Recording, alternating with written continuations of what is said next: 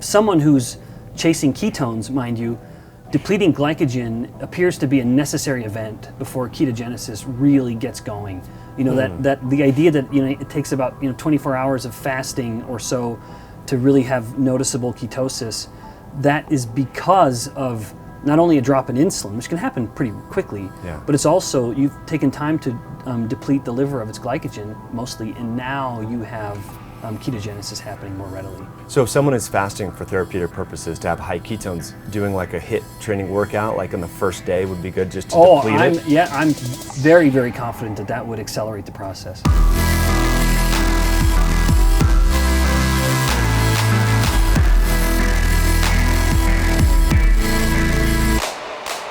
Hey friends, welcome back. It's Mike here with highintensityhealth.com. Super excited as always that you're here. Thanks for hitting that like button. Thanks for sharing this with your friends and family. This conversation is one of my favorites so far this year. I probably say that a lot, but no kidding. There's so many new narratives, conversations, different ways of looking at metabolism, the synthesis of ketones and burning fat for fuel, and also the utilization of ketones. That's called ketolysis. We haven't really talked a lot about that on other shows, but Ben talks a lot about that today. That is Dr. Ben Bikman. Now, if you missed the part one conversation, I'll put it right here. We talked a little bit more about how ketones influence adipocyte, that is fat cell behavior. It's a really good narrative, good conversation, because that's Dr. Ben's primary research project at the moment that I'm aware of, and his group is publishing more papers on that. I'll put links below where you can connect with Dr. Ben. It's a great show brought to you by our friends over at butcherbox.com. The suppliers of 100% grass-fed, grass-finished, pasture-raised, hormone-free, and antibiotic-free beef products, heritage-bred, hormone-free, sugar-free pork products, and pasture-raised chicken products. As a listener of High Intensity Health, they have a great promotion going on right now, Cyber Monday, right after Thanksgiving. I would highly suggest checking out because you get $75 of grass-fed, grass-finished, and top-tier cuts of meat for free. If you go to butcherbox.com/HIH-2, you get 2 cuts of filet mignon. Those are 6 ounces a pop. You get 2 cuts of New York strips at 10 ounces a pop and 2 ribeye steaks at 10 ounces a pop. Again, 6 premium top-tier cuts of meat, truly pasture-raised, grass-fed, grass-finished beef products for free when signing up. Again, that URL, please support our friends over at butcherbox.com/HIH-2. I'll put it right here, guys. Now, if you're watching this later on down the year and so forth and you miss that offer, they have another great offer as well where you get $20 off your order plus for the lifetime of your account, a package of free heritage, sugar-free, hormone-free bacon as well. So definitely check that out. Today we're going to learn a little bit more about why getting our fat and our protein from whole real food will serve our body in a better manner. So let's dive back into it with Dr. Ben. So did you work out this morning? I did legs. Love it. What do you do for legs? I do 2 days a week where I do a slow leg day, like slow pistol squats, or just leg, leaning against the wall. I don't remember what that's called, where you're kind of bent kneed at the wall. That kind of thing. Wall squat. Yep. And then today was a fast leg day, so sprints, box hops. Explosive. So different muscle fiber types. That's right. Yeah, and it just keeps things from getting boring too. Totally. It's good. So there's some interesting. We're on. Yeah. Cool. So there's some interesting research, I think, out of the Netherlands coming out looking at the regional differences in insulin resistance and where it occurs, like the upper body, even in type 2 diabetics or insulin dependent don't need, the skeletal muscle is relatively insulin sensitive compared to the legs. Have you come across any of that? No, I haven't. So fascinating. That's remarkable. Yeah, I've not heard it. I can't help but wonder whether there's some difference with regards to use. But boy, I mean, this wouldn't get used as often because right now we're not using this at all, but we are using this. Yeah. But when this does get used, it's doing a lot more work than any of this is doing. Exactly. Which is no weight bearing. This immediately becomes weight bearing. No, I've not heard that. Yeah, it's speculative as to why that is. Yeah. Like you said, is it the use, the sedentariness, the distance, the proximity to the heart, and then the muscle fiber type. Like there's more prevalence of slow twitch muscle fibers within the legs, and those, for whatever reason, are more susceptible to insulin resistance. Yeah, they could be that they are also more readily uptaking lipid. where lipid is a more of a primary fuel for slow twitch than it is for fast twitch. Fast twitch generally relies more on glucose, at least with conventional thinking. Yeah, super fascinating. I mean, just anecdotally, some of the clients I've worked with over the years that are insulin resistant, diabetics and so forth, they still go to the gym and lift upper body, but neglect their legs. So anyway, it started to kind of hit home, right? Because not a lot, legs, like you said, I mean, when you're working your legs, it's way more physical work than like your upper body. It's not fun. Yeah. Leg day's miserable. Yeah. And you don't get that as gratifying pump, at the end. You do upper body day, and when you're done, you can feel it. Feel swole and you feel good. Legs, you just feel miserable. You're trying to walk around and it's not pleasant. Yeah. So do you train fasted, or what do you do beforehand? Yeah, it just sort of depends. Yeah, I usually do at least moderately fasted, always. I just don't like the feeling of training with food in my gut. But yeah, usually I train in the morning, and breakfast, if I've eaten it, is usually something small. Overwhelmingly, it's some sort of herbal tea or something with an egg in it, frankly, as bizarre as that sounds. Where nowadays, more and more, as we'd mentioned earlier, people are applying low-carb ketogenic diets in kind of a bizarre way, where they're just dumping oil into their drinks. And I think, well, that's great. It is a fuel for the body, and it will help with ketogenesis and maintenance of ketosis, yet there's no other nutrition there. Yeah. And then I compare that to, say, an egg, which is just loaded with nutrition. I mean, that yolk has everything you need for life. I mean, virtually every micronutrient you want. And so I actually crack an egg in it and then just have my immersion blender blend that up, and that becomes a breakfast. That's awesome. So it's raw. Yeah. Love it. Yeah. Rocky-esque. Totally. Tommy Wood, have you met with him yet? Or I've met him before, Okay. But one time at a low-carb meeting last 2 year. years ago probably. He spoke, I think, about some of the topics we're going to talk about today, Yes. inflammation in the gut. Yep. Yeah, he turned me on to that. I mean, people have been doing raw eggs for a while, right? Egg yolks and everything like that. But as a viable or more nutrient-dense alternative to like a bulletproof coffee, because like you're saying, That's right. you just C8 MCT oil that's totally refined, but yet it's keto, low carb, so people think it's totally healthy. And I'm not saying it is or isn't healthy per se. And there can be a place for that. Yeah. And yet people really, when you take a step out of the low-carb ketogenic community, there are some bizarre ways of applying that. And there may be some justification if someone has, say, a neurological disorder and they must stay in ketosis all the time. Yeah, all right. I mean, you're going to do that more easily with an MCT oil. Yet, if the goal overall of low carb is to just be healthy and have a healthy, competent body, an egg is going to get you a lot further than some MCT oil. Yeah, and especially if it's a long-term lifestyle change. That's right. I mean, you don't want these processed oils, all the time. It's not, that's right. Yeah, it's a great point. So going back to exercise. So, when you do fasted exercise, you're depleting glycogen, right? That's going to stimulate a hormonal cascade, one of which you've been talking and helping us to better understand some old research about glucagon. So isn't exercise a great way to kind of stimulate glucagon? It sure is, yeah. And when we look at glucagon or insulin, one of the ways of appreciating which will predominate is to what degree do we need glucose to be made?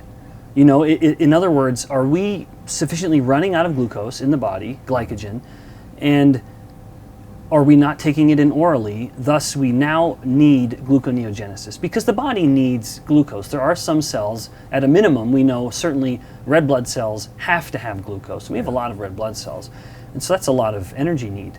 So with a certain need for glucose comes a certain need for the liver to step in and save the day. And if we need gluconeogenesis, it is you can be very confident that glucagon is going to be elevated. And anyone who's low carb or exercising in a fasted state or fasted at all needs gluconeogenesis. Thus, glucagon will predominate. And thus, insulin, which very potently inhibits gluconeogenesis at the liver, insulin will be low. And so that general insulin to glucagon ratio will be very, very heavily, if not completely, influenced by the degree to which we need gluconeogenesis. And the body's smart.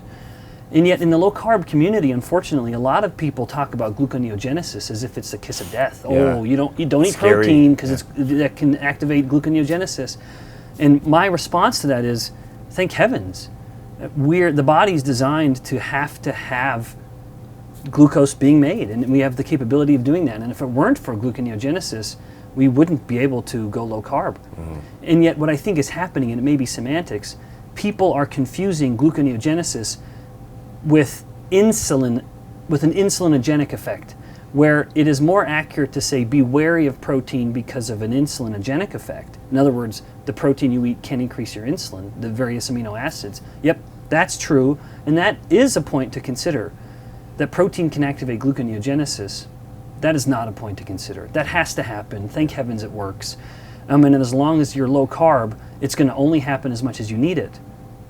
And if you're low carb, because you need gluconeogenesis, there's no reason to fear the potential insulinogenic effect of the amino acid because it just doesn't happen. Such a great point. I remember when I first started getting into some of the conferences and stuff like that with keto, the gluconeogenesis was this big kind of scary word where people thought, oh, it's really bad. But then I looked at the primary research and I'm like, these are parallel pathways. Like if you're keto, gluconeogenesis, like you're saying, for red blood cells, I think kidney, some astrocytes. So. Yeah, so in fact, you can say, talking parallel, if you have ketogenesis happening, it is, rest assured, you have gluconeogenesis. Those two processes will be hand in hand in the liver. If the liver is sensing, hey, insulin is low, glucagon's elevated, we're relatively glucose deficient in the diet, and glycogen storage has become deficient, now we start using fat for a fuel very readily, which means ketogenesis, because we have such a high rate of fat burning or fat oxidation.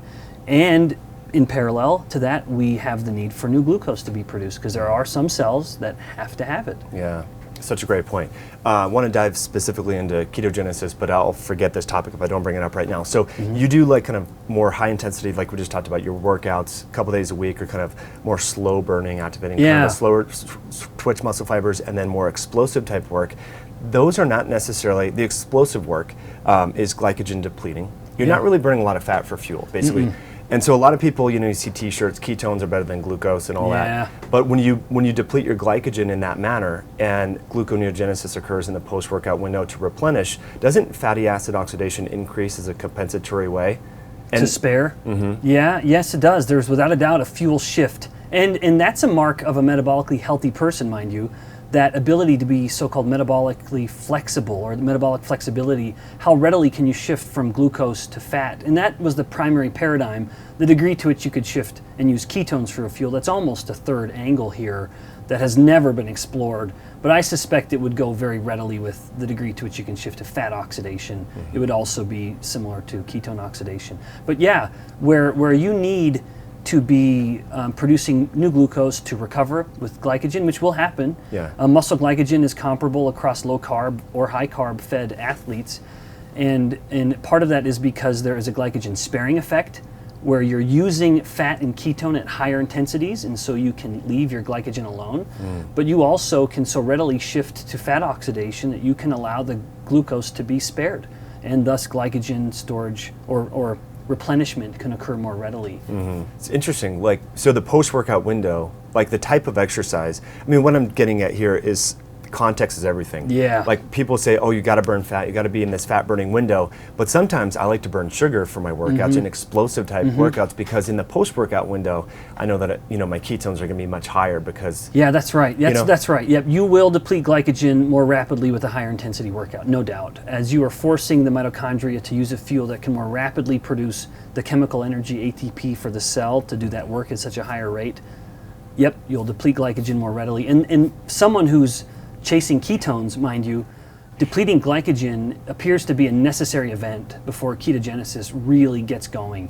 That the idea that it takes about 24 hours of fasting or so to really have noticeable ketosis, that is because of not only a drop in insulin, which can happen pretty quickly, but it's also you've taken time to deplete the liver of its glycogen mostly, and now you have ketogenesis happening more readily. Interesting. So if someone is fasting for therapeutic purposes to have high ketones, doing like a HIIT training workout like on the first day would be good just to deplete it? Yeah, I'm very, very confident that would accelerate the process. Wow, super fascinating stuff. Yeah, a lot of people, I think people are scared when they first start fasting to exercise because they don't know like how, if they will go into a hypoglycemic state. But that's really cool. That's so uncommon. People talk about hypoglycemia so often. And yet true clinical hypoglycemia, like a blood glucose level of 40 milligrams per deciliter or lower, is so uncommon. It is so remarkably uncommon because it's dangerous potentially, where in the conventional individual who has a brain that is relying almost completely on glucose, or the brain hasn't been given time to adapt to using ketones for fuel, and that's an important caveat. But where the glucose levels are getting too low, you do have a genuinely concerned state where the body can sense this and panic. However, what is far more common than true clinical hypoglycemia is a rebound hypoglycemia, where the person their body is so accustomed to high levels of glucose at all times and they're a little insulin resistant, so they have this exaggerated insulin release after they eat a bagel. Yeah. They're operating at this level of glucose, which may be higher than it should be. They eat that starchy bagel and their blood glucose levels just spike. Their insulin does too. And the insulin response is exaggerated. And so as the glucose levels are coming down, they have this little brief moment of time where they're a little lower than normal, which can just be that they get down into the 70s and they're used to being in the 90s, and the body senses that relative deficiency and panics. And yet there's no need to panic. There's still more than enough glucose around, but that rebound hypoglycemia that is very much a phenomenon within insulin resistance, the body panics. And tragically, as that's happening an hour and a half or 2 hours after they've eaten, they feel the compulsion to eat again. And now they have to have more starch. They start craving another starchy source, which is part of the tragedy of our environment, where a person's living a life where almost every waking moment is typified by elevated glucose and, maybe more tragically, elevated insulin. And they're never giving the body a break from the insulin, and they're never giving the body a chance to make ketones, and thus never giving the brain a chance to use this other fuel that is arguably better. I would love to talk about why you think that is, but it seems like there's all these vicious cycles that occur. Like you said, so you eat the bagel for breakfast with orange juice, so then blood sugar rises, insulin has to rise, and you crash. So like fasting and exercise, I think, are great ways to kind of get out of that. And then more importantly, I think fasting gives people a better idea about like their emotional connections to food and how those are often, That's a good point. off. Because they're like, wait, I'm not really hungry right now, but I feel like I should eat because I'm bored or I'm sad or I'm lonely. So that really kind of ties into really it. being mindful, where there are two phases of hunger. The first phase is something in my guts to fill up the space. And once there is nothing in the guts, around 12 to 24 hours, maybe 36 hours after the beginning of a fast, you'll feel that hunger, the grumbling. And that is, hey, my guts are empty and I'm not used to that. That's a passing phase of hunger, always. And then the second phase of hunger, which does take much longer to get into, that is when the body is saying, there is a genuine deficiency of energy, and now I'm so hungry, I'm going to eat anything I can get my hands on. I'm going to kill, steal, rob, whatever to get food, and nothing will stop me. That is a hunger that, of course, most people never get to in our day and age. And yet the relevance of that can't be overlooked, because that temporary phase is the phase that most people focus on, and yet look at the average person, not average, but someone in a hospital who's being fed entirely intravenously. They have nothing in their guts, and yet they don't have a ravenous hunger because they're getting energy intravenously. And so even though there's nothing in the intestines, they don't sense the hunger so much, because that is a hunger that passes quite quickly. And so then, yes, to bring it back to exercise, someone may think it's almost a dogma. You have to eat before you go exercise. You're going to faint, you're going to feel weak. As long as a person has sufficient salt consumption and water, they're good. It might be a little inconvenient at first, but very quickly, I submit, a person will find it so much more enjoyable exercising when the guts are relatively empty than when the guts are relatively full. Because if you have food in your gut, you have now a war of where to send your blood. And as the muscle starts exercising and working, the reason it gets pumped is because it is demanding so much more blood. And you're shunting blood to the working muscle. And yet if you're pulling blood away from your guts, now you have food that's just sitting there and it can't get digested. You're slowing down peristalsis, the process of moving the food through the intestines, and that is uncomfortable. So who wants that? So keep the guts empty. Totally. And a lot of bodybuilders and fitness people, athletes have, guess what, gut issues, right? Because they're told they need to carb load, hit these certain macros or calories. But I'm hearing from a lot of like people that are in the strength and conditioning community that they're doing more compressing their feeding window, training fasted, and then maybe in the post-workout window refueling a little bit like that. Yep. To whatever, spike hormones, manipulate that, things along those lines. So it's super interesting type stuff. So for depleting glycogen through the workout, glucagon goes up.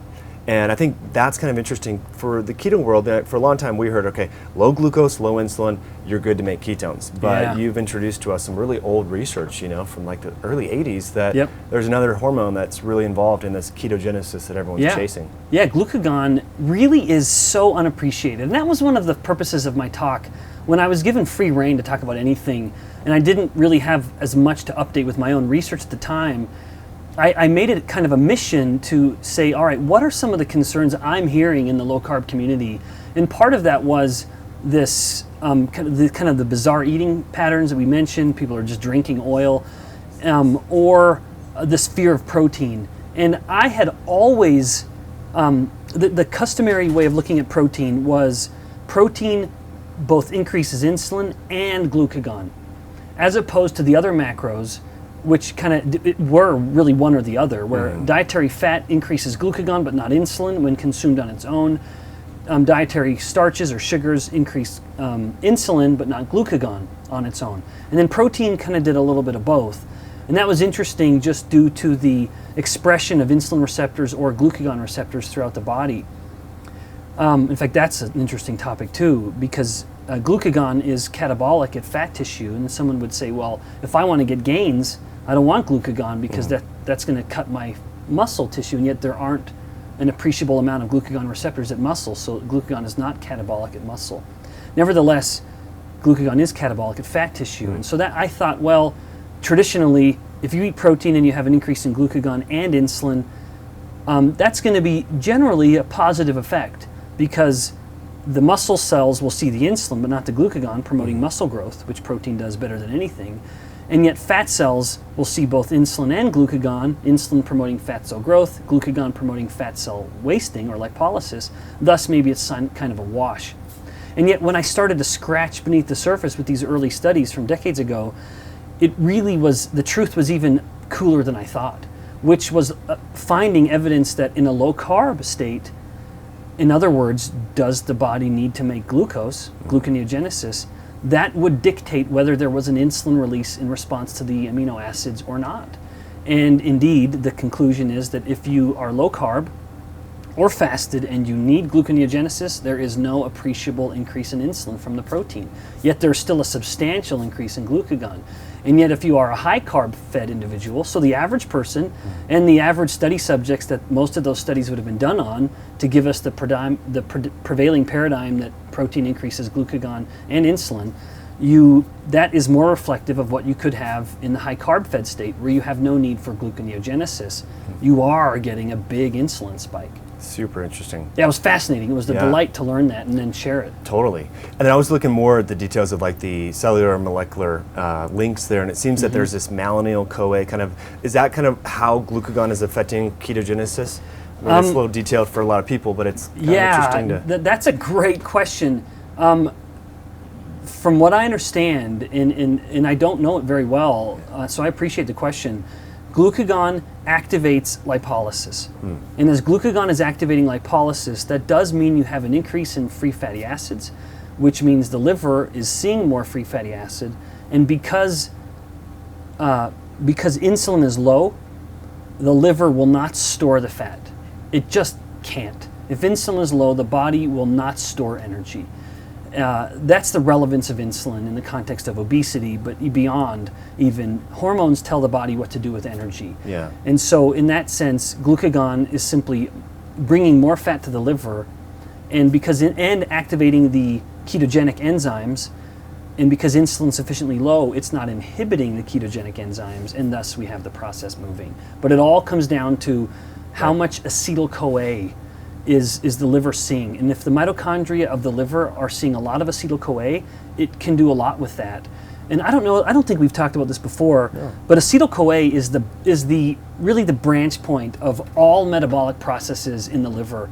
Well, in almost any cell, but the liver has more options than most cells, where Acetyl-CoA can be used for creating new glucose, activating gluconeogenesis, Acetyl-CoA can create lipid through lipogenesis, and it can go into the citrate cycle and just be used for energy, creating ATP, the chemical energy for the cell, or it can be used for ketogenesis. And all of that entirely depends on insulin. And then to a lesser degree, what are the other hormones like catecholamines and glucagon?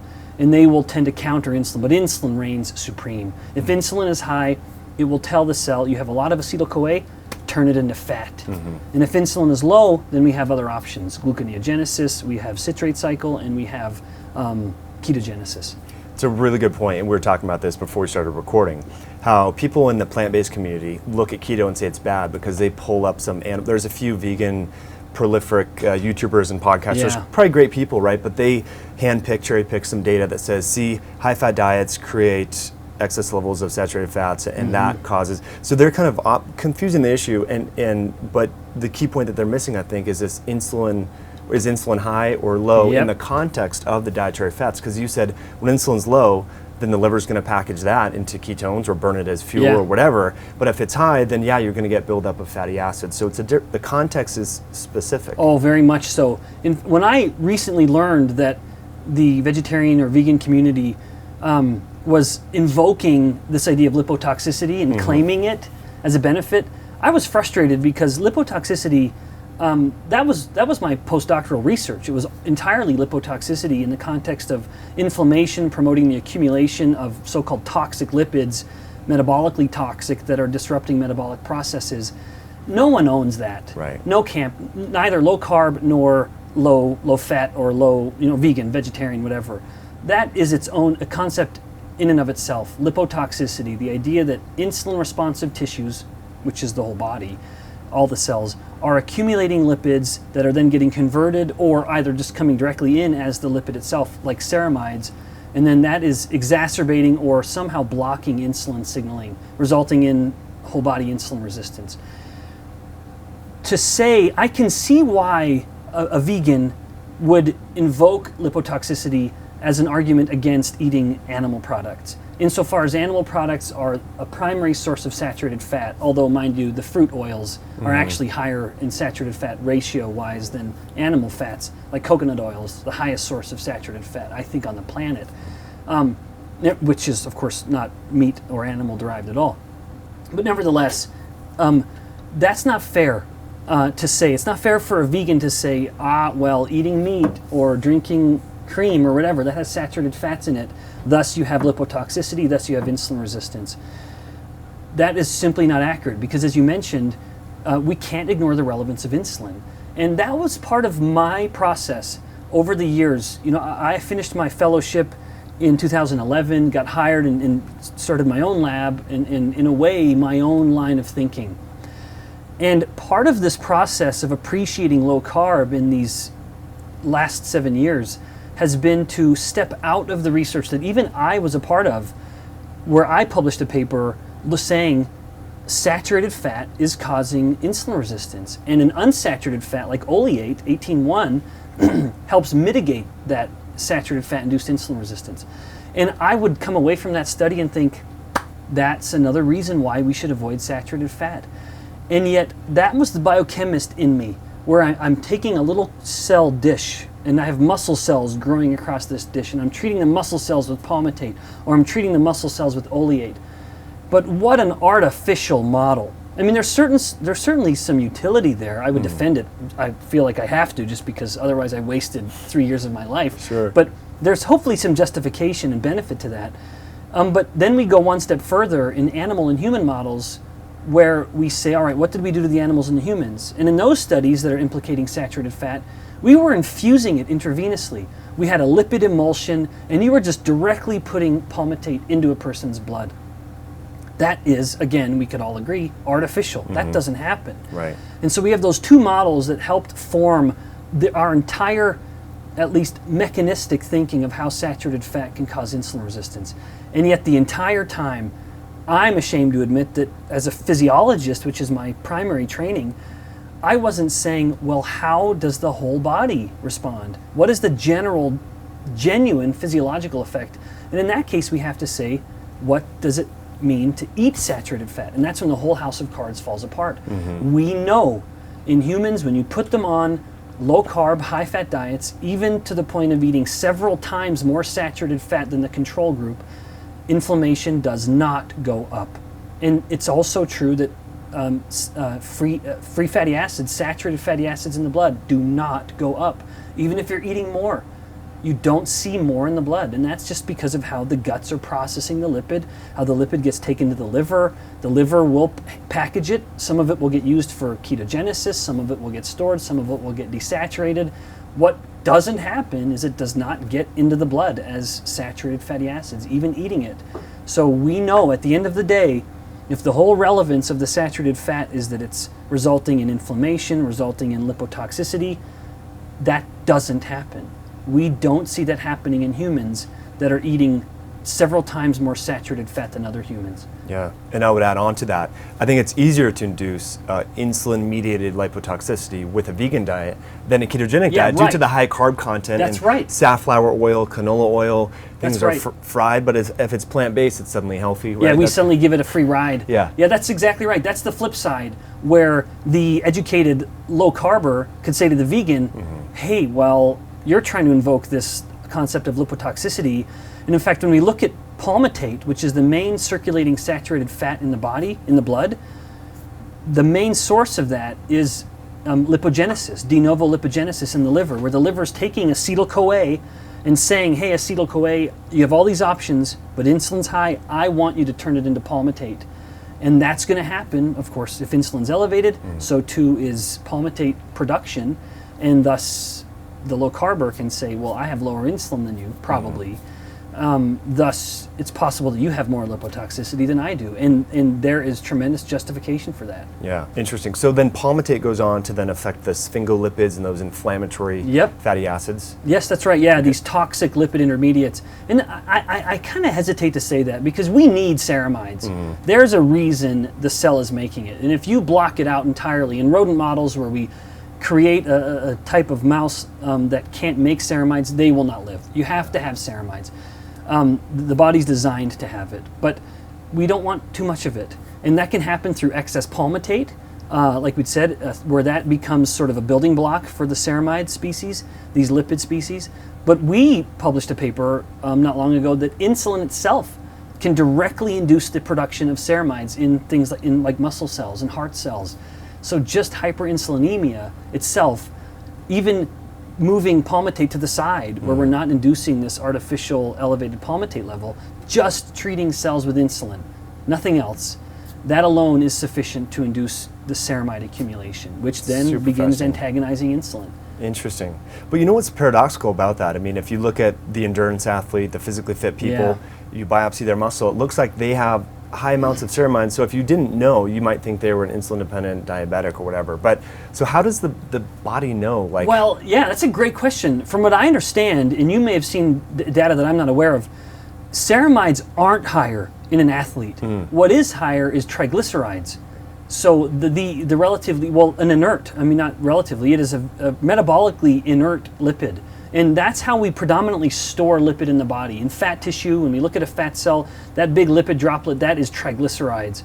And so there's something called the athlete's paradox that was published 10 or 20 years ago, where pulling muscle biopsies, they'd find that the original line of thinking is they would pull muscle biopsies from obese, insulin-resistant people. Wow, you've got a lot of triglycerides. This fat storage must be promoting insulin resistance in your muscle. And yet then they found this paradoxic increase in athletes, endurance-trained athletes. Wow, you have a lot of triglycerides. And yet you are very exquisitely insulin sensitive. So there goes that theory. And so triglycerides are elevated in both endurance-trained athletes and obese. And it's thus then triglycerides are not affecting insulin sensitivity. But ceramides do differ in muscle tissue from lean and obese people. And of course, there's much more in the obese, sedentary, hyperinsulinemic individuals. And they also have higher levels of circulating fatty acids, but it's not because they're eating more fat. It's either because the liver's making it, or the adipocytes are becoming increasingly insulin resistant, which is a term I don't know that is accurately applied to adipocytes, frankly. But nevertheless, the adipocytes are spilling lipid into the blood, and thus that can be promoting this ectopic lipid storage in liver and muscle, and then the lipids switch from inert triglyceride to ceramide. And that one question I have for you, that ectopic lipid deposition from sick fat cells or overfilled fat cells, if you will, does that then affect, we know the pancreatic beta cells, so then we get like diabetic, people become like essentially type 1 diabetics, do the alpha cells that also release the glucagon that's so effective for lipolysis, that's beneficial from a metabolic perspective, do those cells get this ectopic lipid deposition? Yeah, what a great question. Yeah, so there was a really good paper published from some good friends and colleagues of mine finding that the alpha cells become insulin resistant, and part of it is because of a ceramide accumulation. And what normally in the average healthy person, we have kind of a microenvironment in the pancreas where we have an alpha cell releasing glucagon and a beta cell releasing insulin, and they are butted right up against each other, literally in the same neighborhood. And in this small little microenvironment, insulin from the beta cell will tell the alpha cell, don't make glucagon. So insulin inhibits glucagon release in this microenvironment. And within that microenvironment, there are orders of magnitude more insulin than what we actually can measure systemically. And so if you were to say how much insulin is the alpha cell getting, it's getting 100 times or 1,000 times more insulin than, say, the muscle cell is getting. Because by the time the insulin is getting out of that little microenvironment, it has already been taken up so much by alpha cells and other cells that we actually have relatively little in circulation. But that represents a pretty remarkable problem with type 1 diabetes, where when you're not making any insulin in this microenvironment, type 1 diabetes is almost a disease of too much glucagon driving glucose up, as it is a deficiency of insulin, which now means an inability to lower glucose. Nevertheless, I'm kind of getting off topic. In a type 2 diabetic, as you look at the insulin-resistant person whose insulin levels are climbing over the decades, and yet insulin is enough to keep glucose in check, they remain clinically silent, unfortunately, right? That's part of my frustration with conventional medicine, is that we look at type 2 diabetes, or even type 1, as glucose diseases, and I consider them insulin diseases, which results in better treatment, earlier detection. But nevertheless, they're hyperinsulinemic, but euglycemic. And then what explains the rise in glucose, which then now says, now you're type 2 diabetic, because now we can detect the increase in glucose. Part of that could be when the alpha cells become insulin resistant. So normally, insulin would tell the alpha cells, make less glucagon. But if the alpha cells become insulin resistant, which we now know they can become, then all of a sudden you have glucagon climbing up. Never to the levels that you see in a type 1 diabetic, because a type 2 diabetic is always making insulin. Always. Even when it's low, they're still making it. But nevertheless, it could be that now glucagon's creeping up, and now that's telling the liver, hey, start pumping out the glucose. And now their glucose starts to climb, and then we clinically detect it. That's crazy. So it's pathologic because insulin and glucagon is high. That's right, and So- that should not happen. Right. Under normal, from That's right. fasting, exercise, low carb, etc. That's right, it should be one or the other. You've eaten a starchy meal, the insulin to glucagon ratio is now very high, which says, hey body, you are now anabolic, store energy. Or you're fasted or low carb, which is a low insulin to glucagon ratio, which is generally thematic of catabolic. Body, you need to start sharing your energy, move it around and use it.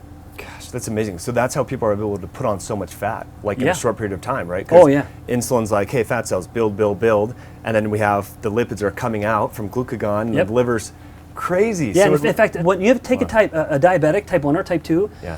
one of the most profound effects the person will notice immediately is how much weight they gain. And there are instances, multiple instances, where you have type 1 diabetics who have been untreated, newly diagnosed, they go into the hospital very thin. Within a week, they get their glucose in control, they've been treated with a lot of insulin, they can't even fit in the same clothes they came in with, they've gained so much fat. Wow. And you have type 2 diabetics where typically within 6 months with the beginning of insulin therapy, they will gain 20, 25 pounds of pure fat, but not eat more than they were before. Their caloric consumption stays the same. So that's a question that I often want to ask people, that exact question right there. If your hormones are imbalanced from your lifestyle, right? Maybe you're exercising, getting good sleep, all that, and you overconsume energy. So your calorie intake is over what you're burning.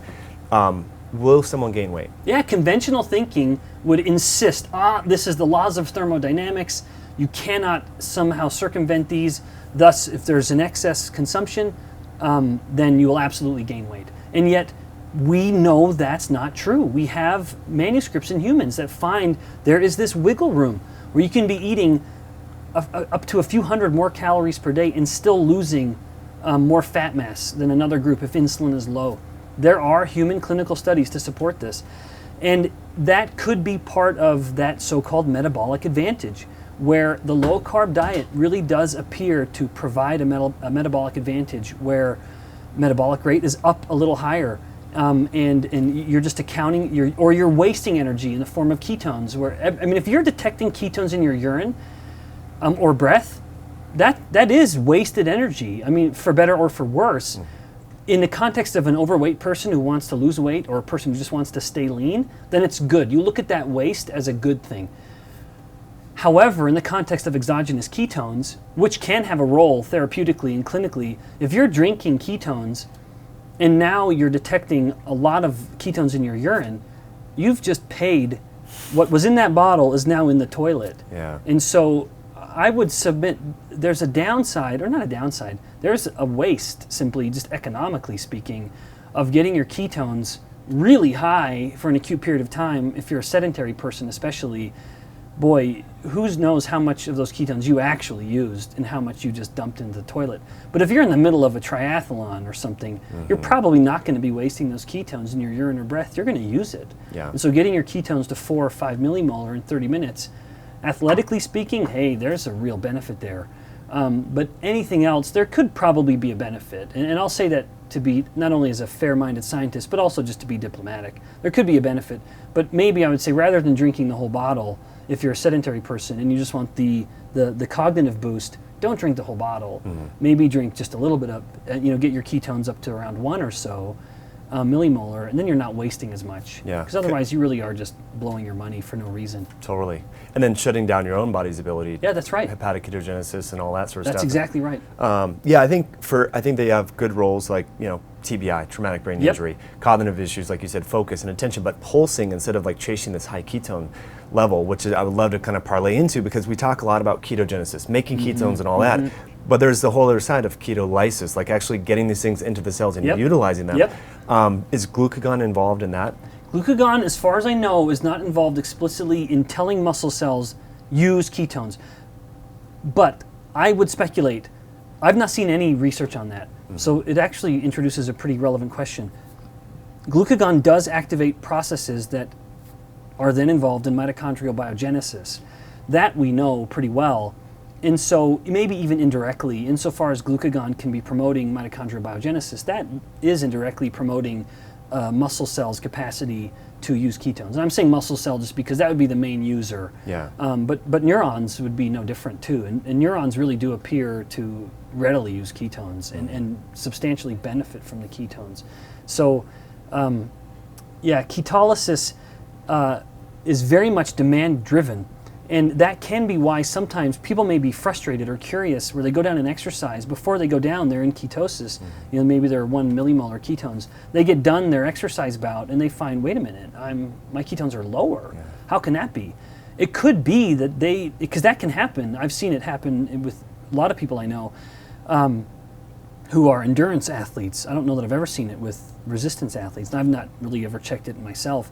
But what may happen in that context is that acute or chronic, or not so acute, but even if it's a couple hours, we'll call it acute, that training bout may be sufficient that their actual rate of ketone use surpassed the rate of ketone production. And I can't speak to the rates. I don't know how quickly, mole for mole or molecule for molecule we can make ketones, but it's pretty easy to conceive that in a high, relatively long-term bout of exercise, high intensity, you very well could be using more ketones than you're making.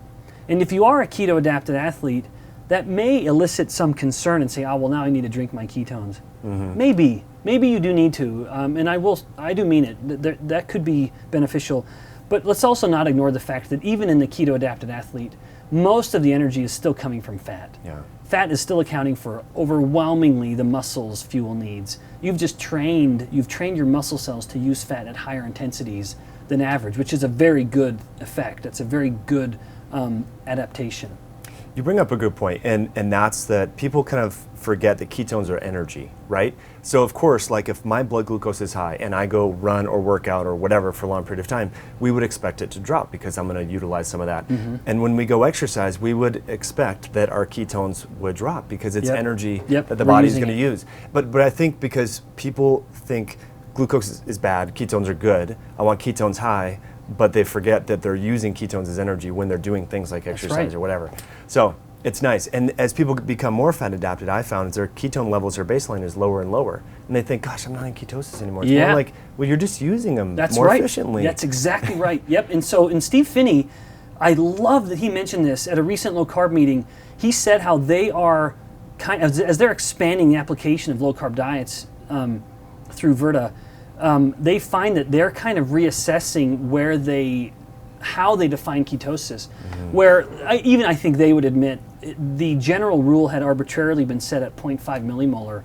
Now they're seeing, well, it starts around that range, but it starts to come down, and now they're saying, maybe we need to define ketosis as a lower range, maybe 0.3 millimolar, which I absolutely advocate.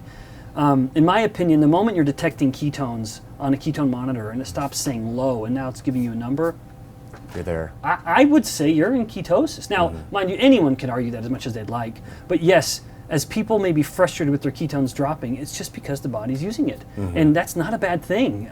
It is adaptation. Yeah. Well, like you said, I mean, once they start becoming detectable, those metabolic pathways are being activated. The recipe, the hormones, like you spoke about earlier. Yeah, and insulin is low. Yeah. For me, as an insulin scientist whose primary focus in the lab is to study the pathogenicity of insulin, I love focusing on ketones. It's been a very fun new area of research for me. But I will never forget my core, which is there's a value to keeping insulin low. And in that state, if you're making if the moment you're detecting ketones on that ketone meter, assuming you weren't drinking the ketones, or MCT, if it's just true low carb and you're detecting ketones, I like that because I know I am catabolic at my fat tissue. I'm using fat for fuel because insulin is low, and that's a benefit right there. And the ketones, that's icing on the cake. That's eliciting benefits that we're learning more and more about, and I'm grateful for that. But to me, it will always be about, am I controlling my insulin? And coming back to acetyl-CoA, at the risk of really shifting the topic too wildly, but even when we use ketones for fuel, it comes back to acetyl-CoA, that molecule I mentioned earlier, kind of representing the branch point. And because it comes back to acetyl-CoA, one concern I have with the birth of exogenous ketones is that it could be abused. I think maybe we mentioned this before, where if you're eating ketones and eating starch or something that's increasing your insulin, that acetyl-CoA now, if insulin is elevated, the cell doesn't care, the mitochondria don't care where the acetyl-CoA came from. If it comes from ketones, it doesn't care. All it knows is, hey, I have acetyl-CoA, I have choices, but if insulin is high, this is the only path available. Lipogenesis. Make fat out of the acetyl-CoA. And so we often want to say ketones can't be stored. And that is true if insulin is low. You will not store the ketone, but it's because you're not storing anything. But if insulin's elevated, now even a ketone gets converted to acetyl-CoA and can be stored. So it's interesting. So the hormones are driving the energy utilization, not the other way around. No, so because exactly some people right. are saying too, also like, oh, if you have high carb, you want to get back into ketosis, just take MCT oil. It's very ketogenic. But and because that's true. Will it drop? Will those ketones made by the ketogenic MCT oil be enough to drop the insulin if you had a high? No. I don't know of any evidence that would say it can go that way. That energy is then affecting hormones, and that's a very good way to look at the paradigm. I don't know of any evidence to support that, and I'm very skeptical that would be the case.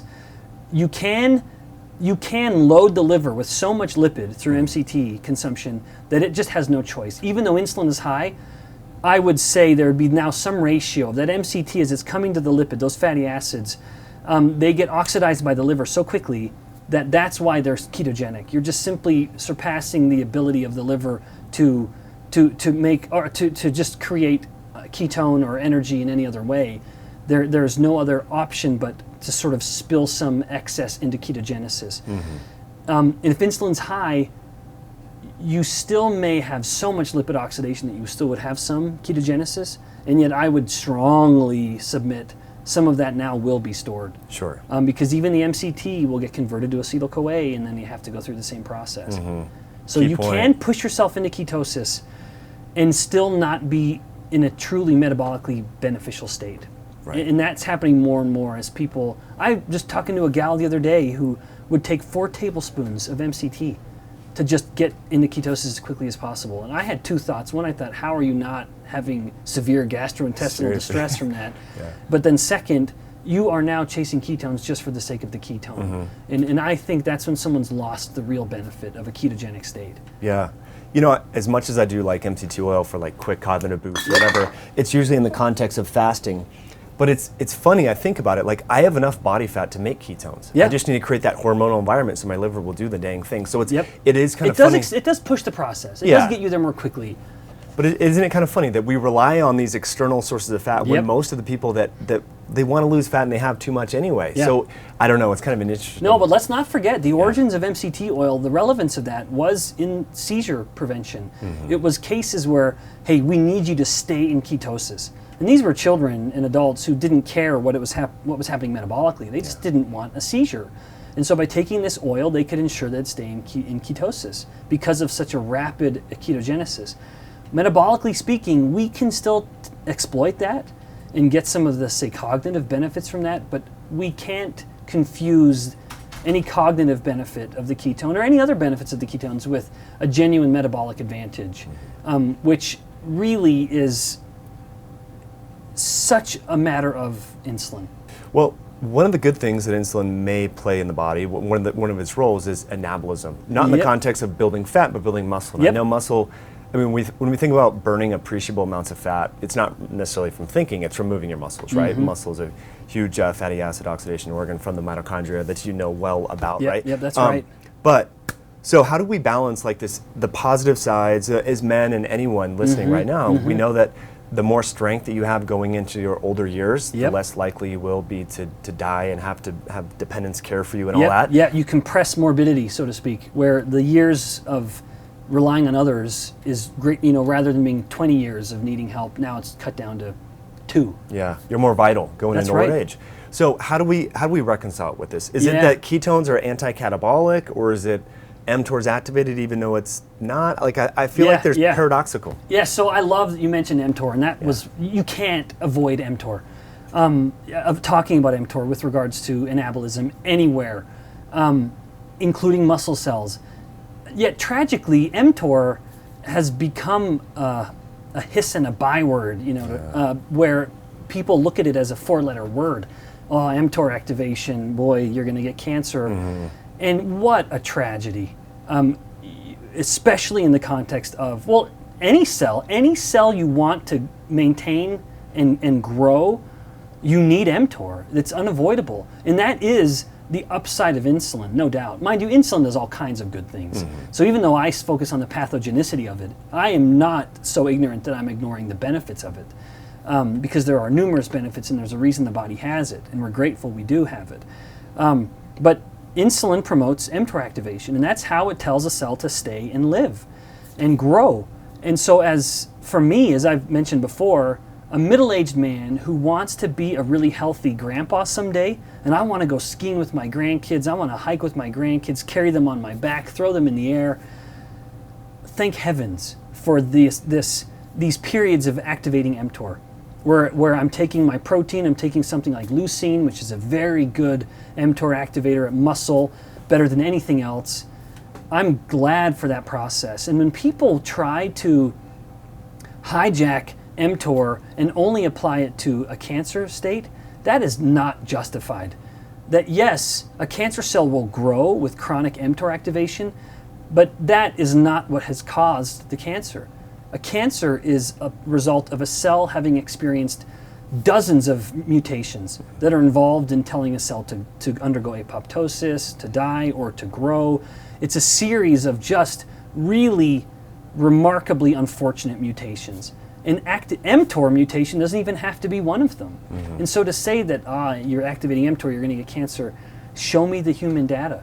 And people could say, oh, well, you're eating meat, and meat causes cancer. And yet when you look at meta-analyses of meat and colon cancer, which is the only one there's really any link for, the meta-analyses there's no significance across these articles.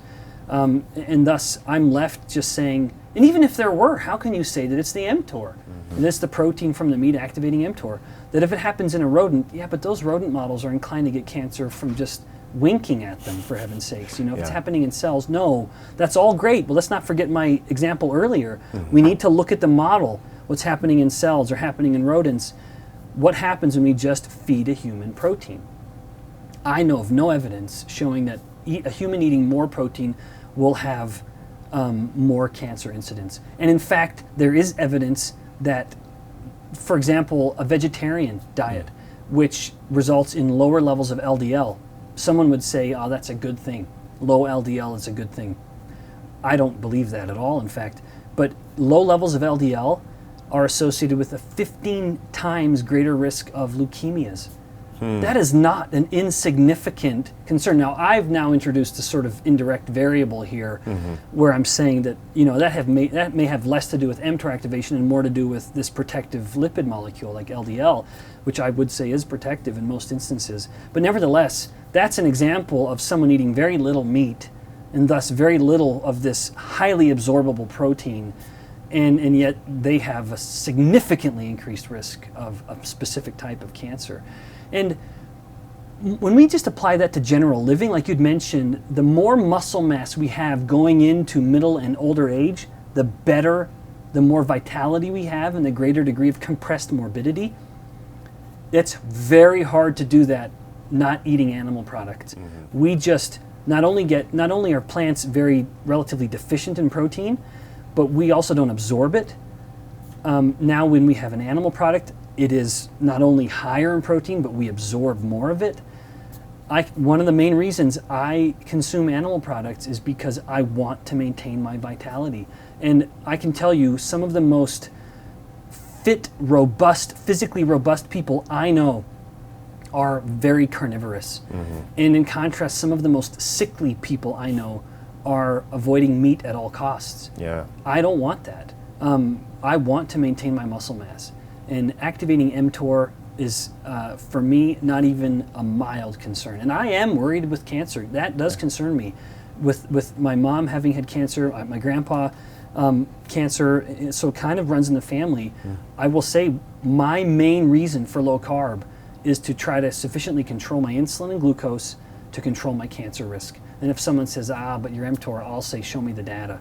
Because I know a lot more evidence that indicates insulin receptor expression and insulin and glucose fueling cancer growth in humans than I do mTOR. Great point. So again, context reigns all. So it's like, what is the context for the specific scenario through which mTOR is being activated? Is it insulin mediated or protein mediated or whatever else? Well said. That's really a great, I love that. So cancer does run in the family. So that's one of the reasons why you got into low carb personally? It is, absolutely. It was just that I couldn't ignore the data. As when I began, years ago, when I said, okay, I'm done letting a textbook or experts with any association in the U.S. tell me what's good or bad. I said, I'm only going to look at primary literature, human studies, especially where I can, human intervention, clinical studies. And that was the beginning of me appreciating low carb. And then I took it one step further with my two main concerns being cancer and dementia. And it just kept adding up. That the longer you're living a life with low insulin, the better off you're going to be. In fact, this one really great study published out of Finland with regards to Alzheimer's disease, they looked at a whole risk of lifestyle factors and the relative association of those risk factors with someone getting Alzheimer's disease. Having a particular genotype, a genetic expression of someone having ApoE4 was the most significantly related variable with their Alzheimer's risk. And then the next most significant variable, it wasn't age. It wasn't how old the person was, which you think would absolutely be the next most significant variable. It was their fasting insulin. Fasting insulin was an entire order of magnitude, the p-value, more significant than age. Thus leading to the conclusion that someone's fasting insulin is more relevant than their fasting age with regard with regards to their Alzheimer's risk. What's scary about that, there's a lot of overweight kids that have high insulin levels. And Alzheimer's is just exploding with regards to its prevalence. It's scary stuff. So the parents are going to have Alzheimer's and the kids will have early onset cognitive decline and all that. So who's going to take care of the parents? Well, there's people like you and I and everyone watching right now that we're going to move this message We're going to be along. carrying the burden. It's so funny. So going back to meat, yeah. So I have a lot of chickens we have like 17 chickens. So I have like some cognitive dissonance, but I feel so much better on meat. And so I'm totally convinced. And there's another nutrient in meat that we haven't really talked about today, but you talked about in low carb rec, carnitine. Yeah. And carnosine, there's lots of great nutrients obviously in meat. But in regards to keto and ketogenesis and all that, how does carnitine fit into the whole picture? Right. That ended up, as I was preparing the talk, when I saw carnitine, the molecule carnitine, which anyone with some familiarity with lipid oxidation would immediately know and say, oh, carnitine's involved in lipid transport, where these longer chain fatty acids, not the short or medium chain fatty acids, mind you, so what you'd be getting from MCT oil or coconut oil or goat milk, or the shorter chain fats you'd be getting, say, from apple cider vinegar or whatever, or from what you can absorb from gut bacteria fermenting fiber. Those can get into the mitochondria without any carrier. But the longer chain fatty acids need a carnitine shuttle. So carnitine is sort of linking arms with the lipid and carrying it in. And so carnitine can be a rate limiting step, a bottleneck, with regards to how much the mitochondria can oxidize lipid. And so as I was putting that talk together, seeing that fat is necessary, is an ideal process or part of ketogenesis. Protein can be too, and especially depending on the amino acids, there are ketogenic amino acids. In fact, what's so relevant is leucine, the most anabolic amino acid, is also a ketogenic amino acid. But then those two things with carnitine, where there's instances in humans of genuine carnitine deficiencies. And if you run out of carnitine, you cannot oxidize lipids. You've reached a bottleneck where that's the rate limiting step. And even though the body wants more lipid oxidation, you can't let it happen. It cannot happen because there's an insufficiency of carnitine. Another worry of a vegan lifestyle, because while as mammals we can make carnitine, you can surpass your own ability to make it. And thus, thank heavens we're eating it. And that was my joke in my talk where I said, boy, if only there were a source of protein and fat and carnitine, and of course that's red meat. Yeah. Red meat is loaded with carnitine.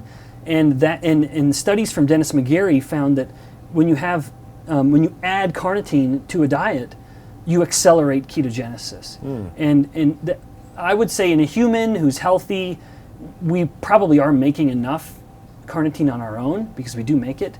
And yet, if you are low carb, if you're a low carb vegetarian, I would say you may benefit from taking carnitine supplements. Whatever, good for you if that's the lifestyle you chose.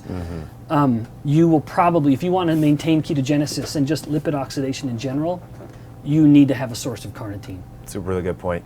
And a lot of people are eating like chicken as their main source, or fish, or whatever. So relatively, that's not a carnitine source. You'll get good macros, perhaps, but not carnitine. That's why contacts, again, coming back is really important. Yeah. We see that a lot. I just interviewed a famous bodybuilder. He's been doing this kind of work. He's 51 years old, strong as an ox. He can like squat, I don't know, I think at his prime like 700 pounds or something. Crazy guy. My goodness. Yeah, so he's into carb cycling and fasting and all this sort of stuff, but he talks a lot about like getting athletes onto more red meat. Because in the bodybuilding world, it's tilapia and fish. Tilapia, just regular like cod or whatever, and whitefish, and then chicken is their main protein source. And so getting them on more red meat, he finds that. Oh yeah, and I would make the case that when you're trying to fuel your body, chicken's great, but you want the fat. Yeah. Fat is such a wonderful fuel for the body that chicken, to me, I prefer the fattier sources of meat, frankly. Me too. In addition to just getting the carnitine, I want the lipid, I want the fat, and all the nutrition, not only the macros, but even all the fat-soluble vitamins that I'm getting from that fat. Yeah. It's amazing how, like, I went to a butcher the other day, and they were steering me away from grass-fed beef, because like, anyway, it's kind of interesting for that reason. So let's talk a little bit, finish up on coupling, and how there's, it's seemingly, we talked about it a little bit last time, how brown fat is almost wasting energy in a sorts, which is positive. But then, there's some research on muscle too with cold thermogenesis that maybe there's some mild uncoupling going on. Dennis Blondin at Sherbrooke University in Montreal, I think, has looked at that. Yep. And I know you were doing some research on brown fat. Yeah. And have you published more research since that conversation? Yep. So we published our insulin side of the story. So, which was where we found that insulin is very much opposed to wasting energy. And that is an accurate way of describing brown fat and indeed any instance where the mitochondria are uncoupled. If the mitochondria are uncoupled, that means we have the mitochondria pulling in glucose and fat and just burning it for no reason, but to create heat. Whereas normally, well, not normally, in another state where the mitochondria are more tightly coupled, we say coupled because now it's breaking down energy, but it's only breaking down as much energy as the cell is asking it to, saying, hey, I have a need for ATP, the chemical energy, the chemical currency that the cell can use to buy processes to get work done. And it would say, I need this much ATP, so use that much lipid and carbohydrate or whatever to give me that much ATP. So it's demand driven. Sure. So that's tightly coupled. And again, uncoupled is when it's just wasting it. It's using the nutrients for no good reason, and the result is heat production. So when we look at cold-induced uncoupling, and the idea that could stimulate mitochondrial uncoupling in muscle, no surprise there. It makes perfect sense. If you need to create heat to survive, uncouple everything. And you would want that to happen. I'm not looking at cold-induced mitochondrial uncoupling, as you know. I'm looking at ketone-induced mitochondrial uncoupling. And then that introduces a question where what we see at fat tissue, is that beneficial, and does it even happen in muscle cells? So once again, context is very relevant here. And in fact, we don't see the same thing, where we're just about to publish the muscle side of the story and then very soon the fat side. But ketones are inducing mitochondrial uncoupling in fat tissue. It's telling fat tissue it's okay for you to waste energy. In muscle cell, it doesn't have the same effect. There is no increase of mitochondrial uncoupling in muscle tissue. And that is really relevant because someone could say, oh, well, shucks, my metabolic rate isn't going to be as high as it would be otherwise. That's true. If you can uncouple all the mitochondria in your muscles, which by mass is most of what we are made of, that's a huge effect of increasing your metabolic rate. And yet, of all the places you don't want mitochondrial uncoupling, I would submit, at least for the physically active, it's your muscle cells. Yeah. If I have energy going to my muscle, I want my muscle to only use what it needs to, so that when in the midst of a set, if I'm doing my pull-ups or my pistol squats, I want to know I'm going to get as much as I can. My muscle cells are only using every amount of fat and glucose it's using it to give me work. Right. To Make an elicit ATP. a function. Yep. Yeah. An actual beneficial function to the muscle cell and thus my body for the motion that I'm asking it to do. If my muscle cells are more uncoupled, now the muscle's getting hotter, and as it's getting hotter, then it can alter enzyme activity and perhaps get to the point of a reduction in optimization, and now they're less efficient, and now I don't get as much ATP and I don't get as much cellular work done. I don't want that. Right. I want to do as many pull-ups as I can or whatever I'm talking about. And so ketones are more selective. Apparently, it appears to more discern what is a benefit in this current state of elevated ketones, where cold exposure, it doesn't care about discerning. It's just, I want to survive, because if my body temperature gets too low, I'm dead. And with ketones, it appears to be, at least at the moderate levels of ketosis. In ketoacidosis, it may be a whole other affair entirely. But in ketosis, it appears that there is this selective effect, where there's a metabolic advantage at the fat tissue that is leaving the muscle alone. That's really interesting for weight loss purposes and everything like that. That's exciting. So that brings up an interesting question as you were talking about that. I practice cold thermogenesis, whether it's in the shower or the bath. We built a cold water immersion and all that. And Dennis Blondin's work, I think he's done 2 human clinical studies with like a cold suit, a skin suit that was like running 50-degree water. Circulating the water. Yeah. So he noticed that complex 3 within the muscle tissue was increasing. So it was leaking more. Yeah. Now, so you wonder if that's specific for that application. So is that muscle fiber, like you said, like when you're putting it under load in the gym, is it going to be making heat instead of ATP? Yeah. You wonder if there's Well, it does make more heat. I mean, one of the reasons, in fact, the main reason the body temperature starts to climb and we start to sweat while we work out is because of an inherent inefficiency in all chemical reactions.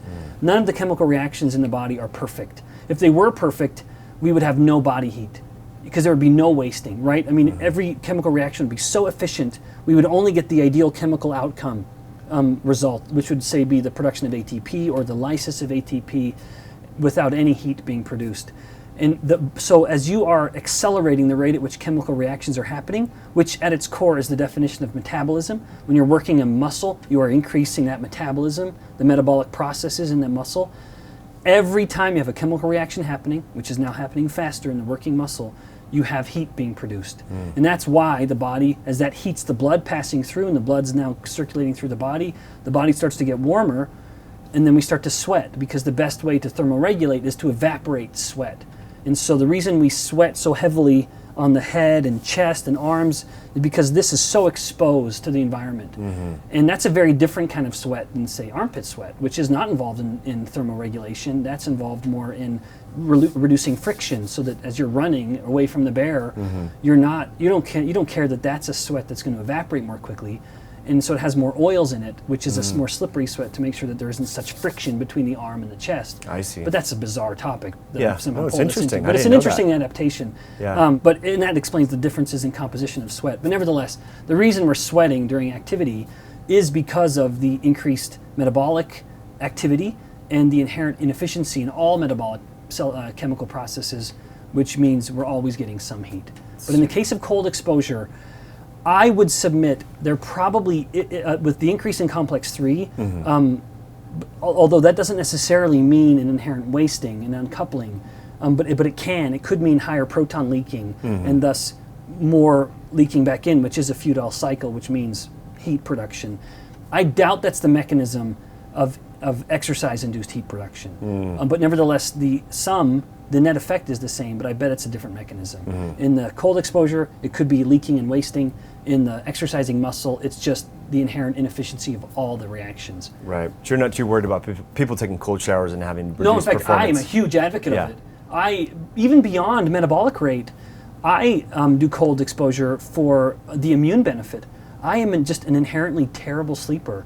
And part of that was self-induced, where when we first had our little babies, I wanted to spare my wife having to get up. And so if she would nurse the baby and the baby was still having a hard time sleeping, I quickly realized in my marriage, it's better for me to be a little sleep deprived than my wife. Because I could take my sleep deprivation out of the home, go to work and listen to some calm music or whatever. But she was with the kids all day, bless her heart. A real sacrifice for the family. So nevertheless, my point being, I'm sleep deprived, I have little kids who are always coming home with little germs. I get sick often. And I find my immunity, and this is published, is better. I have a more robust immune system through cold exposure than I would otherwise do. I notice the benefit that my kids come home with a runny nose from school. I used to get it all the time, and I don't anymore. That's amazing. It is a wonderful effect. So beyond the metabolic benefit, which I also want, because I live in this caloric excess environment just like everybody else, I want that metabolic boost, but I also want the immune boost and my own personal cognitive boost. I just feel more alive. You come out and your muscles are taut, your brain is just working like gangbusters. I like that feeling. Totally. You just have to get over the hump and make it a habit. That's right. That's the hard part. Like if you go on vacation in a hot place and there's no cold water or whatever, and you come back, you're like, oh, do I have to do this? Oh, because it's not fun. Yeah. You don't want to do it. I mean, every day I think, okay, I got to get amped up for this, and you go in and you just do it. Yeah, that's so awesome. Going back, I think there's a group of Indians or Eskimos that have the CPT1A transferase, the high prevalence of this polymorphism, so they're unable to, their rates of making ketones is much lower. Yeah. And so I'm having a mental paradox here, because we're talking about ketones inducing adipocyte, that uncoupling. Uncoupling, Yeah, I don't know how to reconcile that. It's such a delightful conundrum. With human physiology, where you'd think, how could this people whose indigenous environment is cold, how would they not be more adapted to heat production than the rest of the whole world? I don't have an answer for that. The flip side could be they adapted to spare energy. Maybe, I mean, you could imagine, at least I can imagine off the top of my head, two kind of warring ecological or evolutionary adaptations. On one hand, it's saying, hey, you're exposed to cold, we need uncoupling. Balancing that with this idea that, hey, you are chronically calorie restricted, or you have such periods of time of insufficient fuel consumption, I don't want you to waste energy, which ketones appear to be doing. And so I could imagine this battle in every human of wanting to store energy in times of caloric insufficiency and wanting to waste energy in times of cold exposure. And so in this environment, with this population who would probably have had both over the generations, cold exposure and caloric inefficiency, which one would win? Maybe that's evidence that the winning evolutionary adaptation was the preference to store energy rather than create heat, which is inherently a waste of energy. Interesting. Pure speculation. Yeah. Well, going back to the metabolic efficiency, and we're talking about how there is inherent inefficiency, so we have body temperature. Could it be that, when you're making ketones, it's a cleaner burn? Maybe there's less waste. Maybe it's more endothermic as opposed to being exothermic. Yeah. And so favoring more glycolytic metabolism. That's what came to my mind. Yeah. I don't know the degree to which ketones and ketone metabolism elicits some degree of heat production from the ketolysis reactions, the catabolic ketone reactions. I don't know, but that's a provocative thought and could absolutely be relevant. Yeah. Well, there were some people on the internet saying, see, this example shows that humans shouldn't be in ketosis. And it was like, well, yeah, in that population, under those circumstances, That's right. potentially. Context. Yeah. That's the theme of our Crazy. conversation. I love Yeah. it. This was a lot of fun, Ben. So much fun. Mike, absolute pleasure. Always such great questions. Thank you. This was good. Before we started recording, we talked a little bit about the gut. Do we want to finish off a little bit about how high LDL may be protective due to its endotoxin neutralization? You know what? Absolutely. Yeah. Yeah. So you'd mentioned earlier with regards to endotoxemia and how endotoxemia is this phenomenon independent of diet entirely, is where toxins in the blood are getting sufficiently high that it is now inducing a potentially dangerous inflammatory and even infectious state called sepsis. In emia, whenever anyone hears that suffix emia, that means in the blood. So endotoxemia, these little toxins in the blood. A main cause of endotoxemia can be LPS, lipopolysaccharide, which is the small little membrane component of bacteria that is not inherent in humans, but finds its way in from the environment. We can inhale LPS, or we can digest LPS, or absorb it, I should say, from the gut, not digest, absorb it. And that appears to be accelerated when the body's absorbing lipid. And that has been a reason for people to be wary of dietary lipid, saying, well, look, increased lipid increases LPS absorption, and that then can cause endotoxemia, promoting inflammation, promoting insulin resistance, and all other cardiometabolic problems. That is not a wrong way of looking at it. However, one catch to that situation is to ensure that the model, whatever model we're looking at, rodent or human, ensure that we are controlling for overall calories consumed and total energy consumed, because that's something that is a concern. When you're giving someone lipid, as opposed to, say, a starch solution, to say that, the lipid-fed individual is getting more LPS in, make sure that the person is eating a comparable amount calorically of starch, because for all we know, it could just be kind of molecule for molecule coming in. Nevertheless, like for example, fructose has a particularly pronounced effect on leaking the gut and resulting in LPS without any other changes. So promoting endotoxemia very readily. So fructose, which is not lipid at all, of course. Nevertheless, let's look at it in the context of lipid. And let's assume that there is in fact a heightened LPS absorption from the gut promoting endotoxemia. Let's assume that happens, and that might not be too much of an assumption. The benefit then is that while the lipid consumption, dietary, may be promoting this potentially pathologic scenario of endotoxemia, it's also providing a solution in increasing LDL. And there is no doubt, multiple studies have indicated that LDL, the lipoprotein, can bind LPS and result in its removal through the bile duct. And so if eating more lipid is increasing LPS absorption, eating more lipid is also increasing LDL levels. And so it's at the same time it's potentially creating a problem, it's also creating the solution to the problem. You can't say the same thing with fructose consumption, which is increasing LPS, but it's not increasing LDL, the lipoprotein carrying cholesterol and other lipids too, mind you. So we can't ignore the relevance of LDL in promoting a healthy immune system. And indeed, people with low levels of LDL are much more likely to experience systemic infections like sepsis or septic shock, that is very much a risk in low LDL states. So people can say all day, well, low LDL increases your risk of heart attack. Maybe that data is tremendously controversial. What we can say is that LDL promotes longevity and reduces the risk of certain blood-based cancers and infections. Yeah, such a beautiful point. Coming across this research back in 2010, there was a lot of, in American Journal of Clinical Nutrition, where they would have individuals drink like a high cream shake with sugar and all that sort of stuff, and then give them orange juice at the same time. So going back to how we were talking about like these obscure diets that some people adhere to, and you said like, in your words, you said that what I like about a low carb diet is it's inherently like real whole food. Yeah. So these polyphenols, those colors can mitigate that endotoxemia. But then I've had this theory too about statins where, like you said, like the LDL is doing something protective. It's not just causing ruptures and atherosclerotic plaque development. Yep. Maybe it's neutralizing and likely neutralizing this LDL, neutralizing gram-negative bacteria leaking from our LPS, intestine. yeah. So then when we take a statin that blocks LDL production, we don't see that parallel reduction in heart disease risk. No, you don't. You don't see it like people wish they would, frankly. Based on conventional thinking, you'd think LDL really is the culprit. You would see this dramatic reduction in heart attacks, and yet LDL is not at all a predictor of who's going to have a heart attack. People can have high levels, low levels.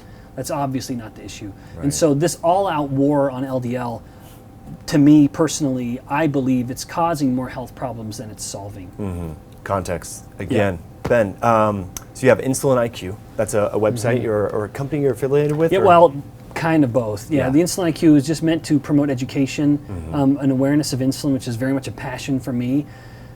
We also sell these little low-carb shakes that you can buy through the Best Fats line. But yeah, independent of Insulin IQ, where I occasionally blog,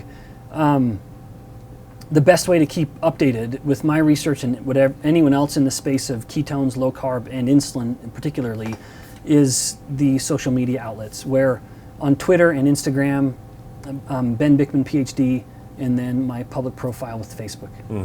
And how can people support you? You've taught us so much. I'm so grateful for you. I mean, what one thing if someone's listening? 1 second, switch over to the other. Okay. You can put this in the notes.